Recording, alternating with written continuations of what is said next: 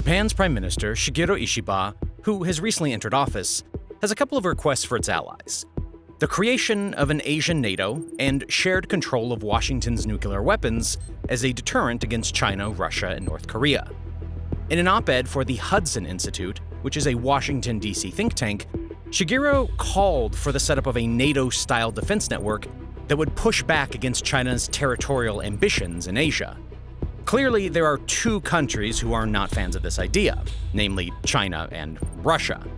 So in this video, we're going to dive into the real reason why Japan is pushing for an Asian NATO, and why it thinks having nukes is the only way to protect itself from some of its more aggressive enemies.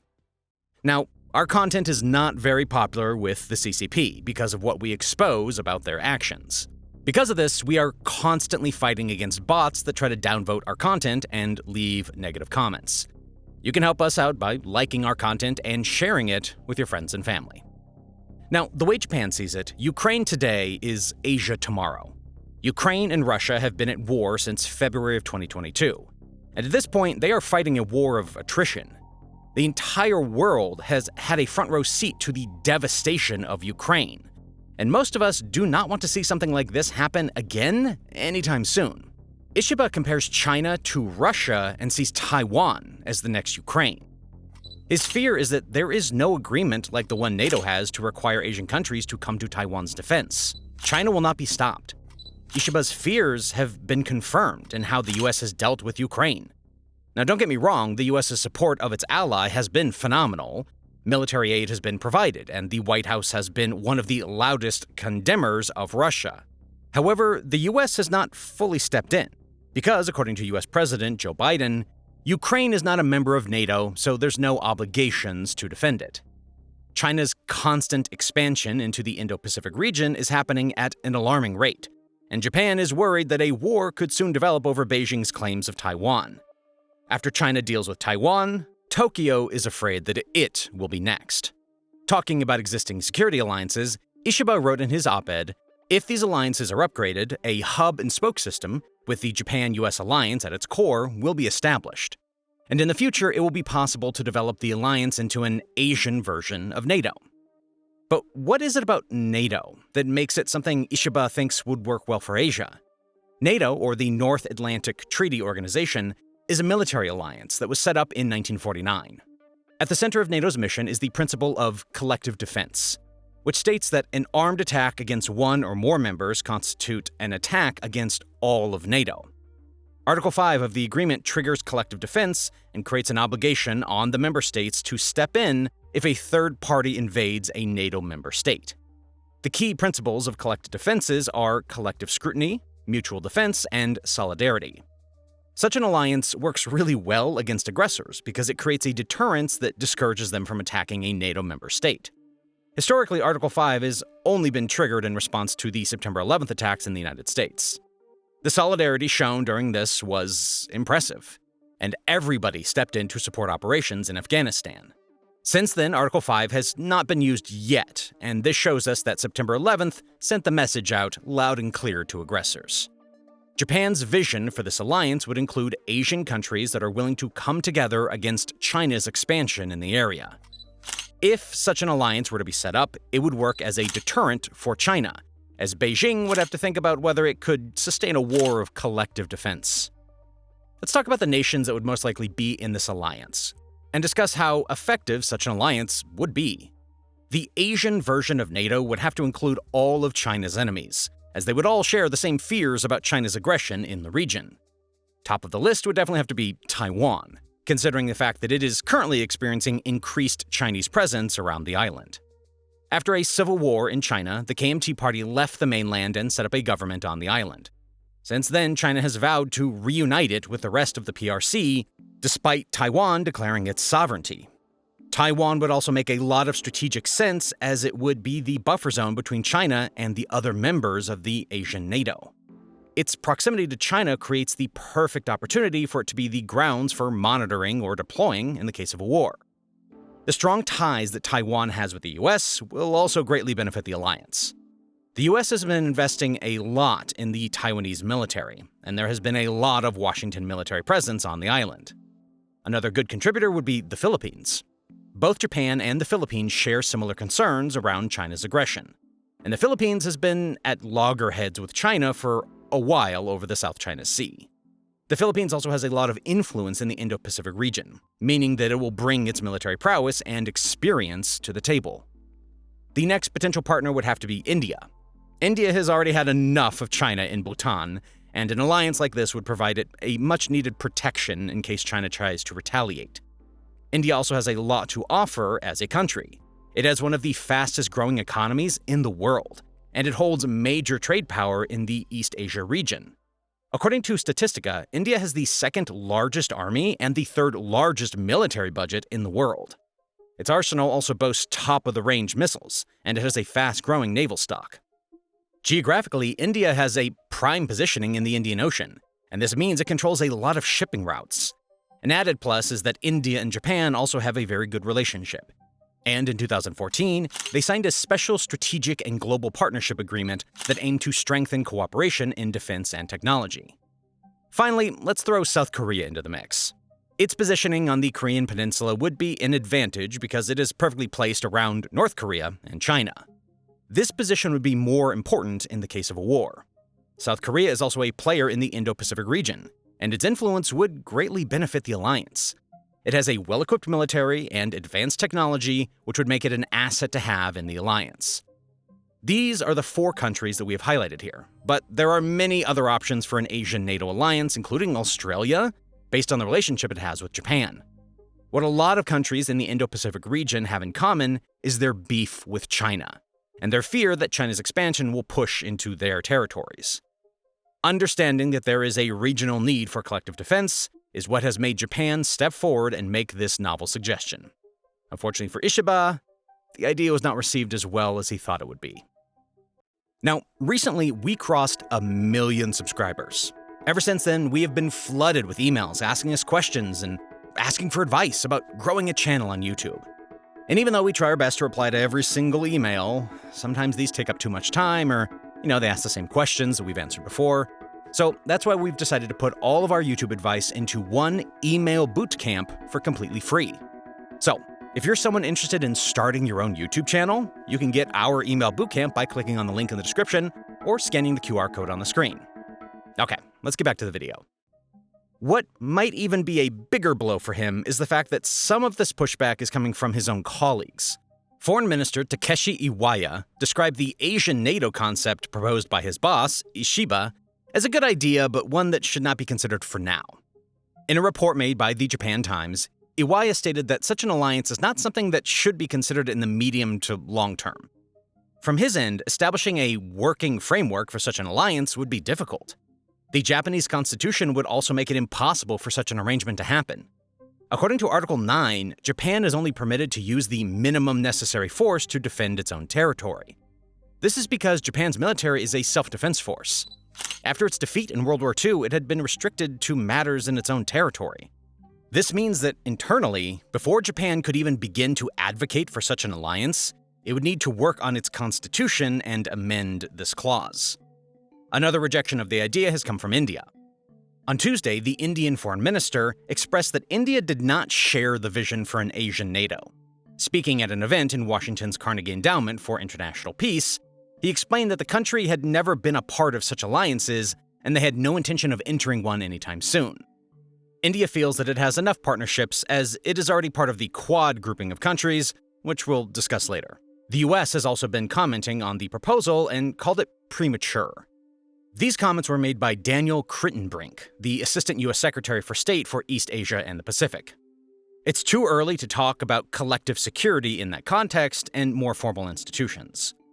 What we're focused on is investing in the region's existing formal architecture and continuing to build this network of formal and informal relationships.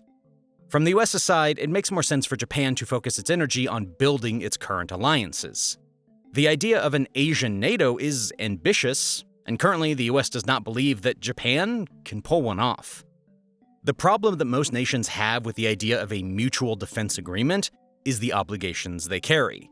Most Asian countries have a decent relationship with Japan and would welcome military agreements with the country. An Asian NATO carries a higher burden, and they do not want to be expected to defend Japanese interests if called upon. This is disappointing for Ishiba, but although Japan may not be able to get its Asian NATO soon, it has other good military alliances. Currently, Japan is part of the Quadrilateral Security Dialogue, which is an alliance with Australia, India, and the United States. This alliance is not exactly written in stone, and it has been loosely interpreted by the countries in the alliance. For Japan, the importance was highlighting the democracy of all four states, while India was simply concerned with promoting cooperation.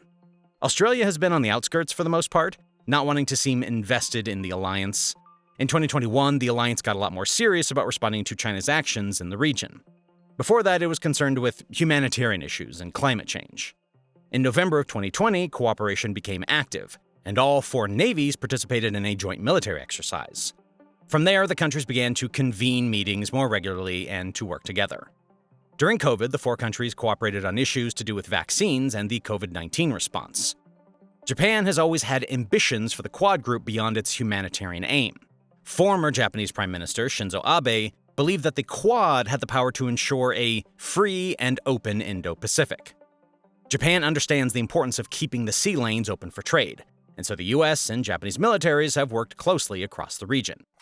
The problem for Japan is that the alliance is a loose agreement, and none of the other three nations would be rushing to step in if China turned its ambitions to Japan. It may not be an Asian NATO now, but the US is working to increase military cooperation in the Asian region. According to US Ambassador to Japan, Rahm Emanuel, the Biden administration is also working on a plan to create a special Asia-Pacific network of alliances. This agreement will see the US teaming up with Japan and the Philippines to foster cooperation in the case that a war breaks out with China.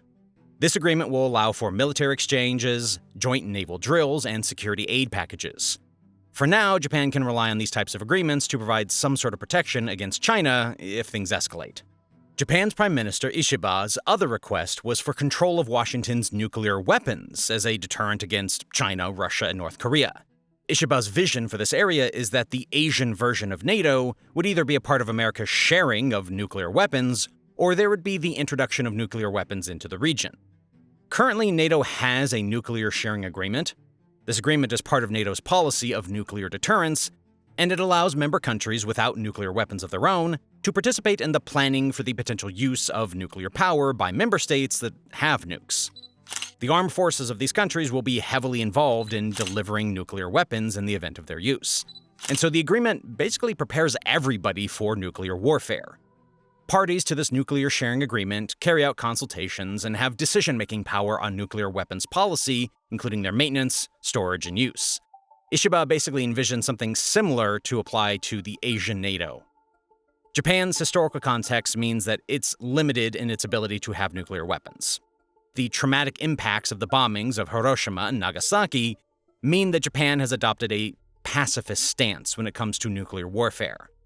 This is understandable, considering the fact that historically, Japan is the only country to have been hit by nukes. Furthermore, post-World War II, the influence of the US and anti-nuclear sentiments internally have deterred Japan.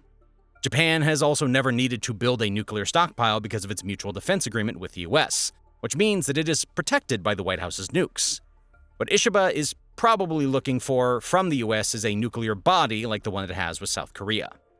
The existing Washington-Seoul nuclear body is for the preparation of potential nuclear contingencies caused by North Korea.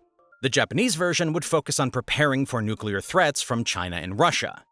It also seems that the US has been receptive to the conversation, which is a relief for Ishiba. In July, Tokyo and Washington released a joint statement at their Security Consultative Committee meeting, outlining that they shared concerns over China's rapid expansion of its nuclear weapons arsenal, and agreed to strengthen its deterrence. James Schaaf, a senior director at the US-Japan Next Alliance initiative at the Sasakawa Peace Foundation USA, commented on this, saying, "The US ROK, Republic of Korea or South Korea, approach is probably a good example of where the US and Japan might go in the future if nuclear threats keep increasing. It's not about nuclear sharing or Japan building up its own nuclear forces, both politically impossible at the moment and not necessary, but about the alliance taking more practical steps to be prepared for US nuclear retaliation if it becomes necessary." The conversation around nukes has always been very touchy for Japan. But the changing military environment is making it a necessity for planning to happen. The government under Prime Minister Fumio Kishida was very anti-nukes, and it chose to stand on Japan's 3 non-nuclear principles: no possession, no permitting, no producing. However, in 2022, former Prime Minister Shinzo Abe stated that talks about nuclear sharing should not be considered taboo during a TV program talk. Tetsuo Fukuda, the chairperson of the ruling Liberal Democratic Party's, the LDP, General Council, commented on the discussion, stating that the debate about nukes was inevitable and should not be shied away from, especially when it has to do with protecting the Japanese people. LDP policy chief Sane Takaichi also backed this viewpoint, stating that discussion over whether to make an exception just when the safety of the people is in peril should not be suppressed. The debate within the country is intense. On the one hand, you have the Japanese Innovation Party, which recommends that the government needs to start discussing a review of the 3 non-nuclear principles and launch talks on nuclear sharing, especially in light of Russia's invasion of Ukraine. On the other hand, the Constitutional Democratic Party of Japan does not even want to hear the discussion, stating that debates about such things that step out of Japan's defense-only policy should not be entertained all of a sudden. The fear is also that if Japan enthusiastically pursues such conversations, the international community will get suspicious. Japan's stance on nuclear warfare is valid, but it needs to shift in light of the new threats on the horizon. China's acceleration as a nuclear powerhouse is alarming, and Japan may not be able to hide behind deterrence for much longer. According to the Bulletin of Atomic Scientists, China now has an estimated 500 nuclear warheads, while a 2023 Pentagon report highlights that there have been a significant increase in China's operational nuclear weapons. This Pentagon report estimates an arsenal of over 1,000 warheads by 2030 and 1,500 by 2035. The thing that is scaring everybody about this situation is the sudden switch-up by Beijing. China did not care about nukes for a while, and it was not even a part of the global nuclear arms race, which began with the US and the Soviet Union. China's main priority was economic growth, and it only had a limited nuclear arsenal for defense purposes. Then, one day, everybody blinked, and China was rivaling countries like Russia and North Korea in relation to nuclear power. While China maintains that it is a part of team deterrence, the US has been keeping a close eye on it. There have been increased military, diplomatic, and economic pressures on Taiwan, Japan, and the Philippines, indicating that China is pushing for expansion. China's bold expansion plans are here because it claims it needs to push back against the US efforts to contain its rise. However, the increase in naval ship patrols, warplane movement, and military exercises shows that China is preparing for something bigger. As if China with nukes was not a big enough threat, there have been talks of Russia helping China expand its nuclear weapons program. Last month, US official Vipin Narang made the bold assertion that Russia, which has a contract to supply the highly enriched uranium, HEU, for Chinese reactors, is actually fueling China's nuclear weapons program. China has been working on switching to nuclear energy, stating that it is a cleaner source of power. Russia and China have an agreement in which Moscow provides China with uranium for its nuclear technology, but both nations state that it is very innocent. This agreement also includes a clause that states that China is not meant to use it for military purposes. The speculation is that China is secretly using the supply for nuclear weapons program, which is not too far-fetched an idea considering the nature of the two powers. On top of the growing threat from China, Japan also needs to think about the suspicious cooperation between Russia and North Korea as nuclear powerhouses. There have been rising concerns that Moscow is sharing nuclear expertise with North Korea in exchange for artillery and missiles. Despite these speculations, there have been no proof of these claims yet. Even if it turns out that these claims are false, individually, the two nations pose enough of a threat for Japan to think about reopening the nuclear debate. Putin's rhetoric in the past couple of months has placed a lot of the West on high alert. In the ongoing Russia-Ukraine war, Russia has made it clear that it would be using its nuclear weapons if the US or NATO directly intervened on Ukraine's behalf. Russia already has an impressive nuclear arsenal, which is complete with the nuclear triad, but it is still at work modernizing it and adding to what it has. Russia has been in this nuclear race for a very long time, and began acquiring nuclear weapons in 1949, when it developed a triad of strategic bombers, intercontinental ballistic missiles, or ICBMs, and nuclear-powered ballistic missile submarines. Because Russia has had more time to develop its arsenal, it is now focusing on early warning infrastructure and modernizing its stock, while many other countries are still focusing on building an arsenal. About 13.5% to 16% of its defense spending goes to its nuclear weapons program, and more money has been reportedly poured into nuclear spending to develop new warheads.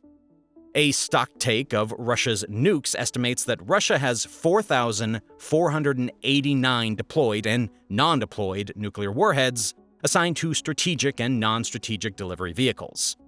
Of this number, about 2,000 warheads are intended for nuclear security, non-proliferation, and weapons. U.S. intelligence believes that as Russia gets more desperate, it will likely turn to nuclear weapons in the future. Currently, its army is devastated and its economy is fighting to keep up with the rising military expenditure. Russia has not been hiding its intentions, and its government has stated, "The Russian Federation reserves the right to use nuclear weapons in response to the use of nuclear and other types of weapons of mass destruction against it or its allies, as well as in the event of aggression against the Russian Federation, with the use of conventional weapons when the very existence of the state is in jeopardy." North Korea has also been on the radar, especially now during Kim Jong-un's reign. Under his leadership, North Korea has conducted 6 nuclear tests and hundreds of tests of short, medium, and long-range missiles. In April of 2023, North Korea tested a Hwasong-18 intercontinental ballistic missile with a solid fuel propellant for the first time. It has been silent about a lot of its nuclear program, but this test showed that North Korea had been working on a critical upgrade that would make the missiles easier and safe to operate. This move put North Korea on everybody's danger radar. Currently, North Korea has been focusing on the development of its ICBMs, making it a direct threat to Japan and the USA. As the nuclear underdog, North Korea has been working on developing an arsenal that includes strategic and tactical ballistic missiles and multiple delivery systems. In developing its launch systems, North Korea has been working towards having ground and sea-launched missile systems and prioritized mobile-based systems. The rough estimates suggest that North Korea has around 40 to 60 nuclear warheads, with some saying that it could have as many as 100 warheads in its current inventory. Japan may want to be in denial about it, but the truth is that a nuclear war is imminent. Its past should be what makes it more active in the nuclear conversation. Its pacifist policy, which made sense post-World War II, does not make sense when global powers are arming themselves with nuclear weapons. A revising of its law around nukes and the creation of a nuclear sharing program will help Japan safeguard itself from nuclear escalation. While the debate will go on internally, Prime Minister Ishiba has already set out his intentions as a leader. Right at the beginning of his term of office, Prime Minister Shigeru Ishiba has made it pretty clear what his intentions are for Japan's foreign policy. Currently, the alliances that he has with countries like India, the US, and Australia seem inadequate for the rising threat that is China. Internally, there's still a lot of debate about whether Japan is ready to begin nuclear sharing or whether there should be an Asian NATO. The general consensus seems to be that it is way too soon for the conversation on both matters. While his government may feel that way, Ishiba has an understanding that things are changing swiftly, and that the pacifist policy that Japan once knew was not going to offer the support needed.